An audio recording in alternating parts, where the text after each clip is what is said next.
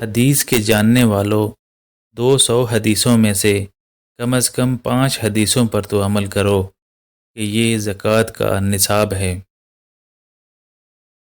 محبت یہ ہے کہ ارادے مٹ جائیں، تمام صفات و درجات جل کر راکھ ہو جائیں۔ مسجد میں منافقوں کی حالت ایسے ہوتی ہے جیسے چڑیوں کی پنجروں میں کہ دروازہ کھلتے ہی اڑ جاتی ہیں۔ دولت کے بھوکے کو کبھی حقیقی راحت اور سکون نہیں ملتا۔ گناہ کے بعد ندامت بھی توبہ کی ایک شاخ ہے۔ لالچی اور رقیبوں کو کبھی سکون نہیں ملتا۔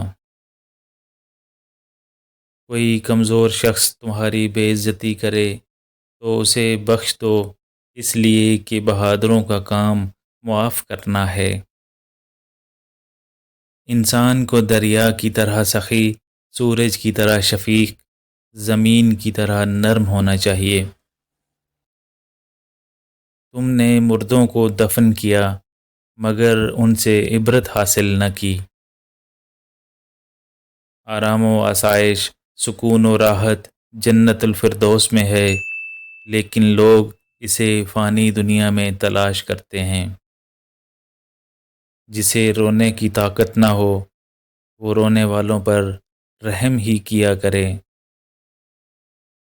محبت ایسی چیز ہے جو کسی کے سیکھنے اور بتانے کی نہیں۔ 3 قسم کے لوگوں سے پرہیز کرو: غافل علماء، خوش آمدی فقراء اور جاہل صوفیاء۔ شریف جب علم پڑھتا ہے تو متواضع ہو جاتا ہے۔ حاسد کو راحت نہیں، بدخلق کو سرداری نہیں، ملوک کو اخوت نہیں اور دروغوں کو مروت نہیں ہوتی۔ بری اور شریر عورتوں سے خدا تعالیٰ کی پناہ میں رہ، اور نیک عورتوں سے بھی پرہیز رکھ کہ ان کی طرف میلان کا نتیجہ شر ہی شر ہے۔ اے اللہ، اگر تو مجھے عذاب دینا چاہے تو مجھے اپنے دیدار کے حجاب کا ذلت آمیز عذاب نہ دینا۔ آدمی کے نماز روزے کو نہیں بلکہ اس کی دانائی اور راست بازی کو دیکھنا چاہیے۔ قوانین قدرت سے انحراف کرنے والا سزا سے کبھی محفوظ نہیں رہ سکتا۔ اللہ تعالیٰ نے اپنے اطاعت گزاروں کو موت میں زندگی عطا کی ہے اور نافرمانوں کو زندگی میں مار دیا ہے۔ رزق میں اللہ پر بھروسہ رکھنا توکل ہے۔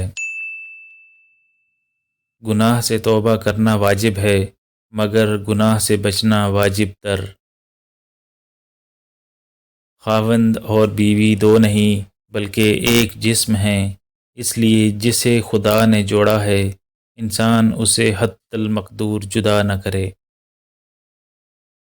ذلیل ترین ہے وہ درویش جو مالداروں سے چرب زبانی اور خوش آمد کرے۔ سچائی اللہ کی سرزمین پر ایسی تلوار ہے جس چیز پر پڑتی ہے اسے کاٹ ڈالتی ہے۔ مردوں کا شرم کرنا بہتر ہے مگر عورتوں کا شرم کرنا بہترین ہے۔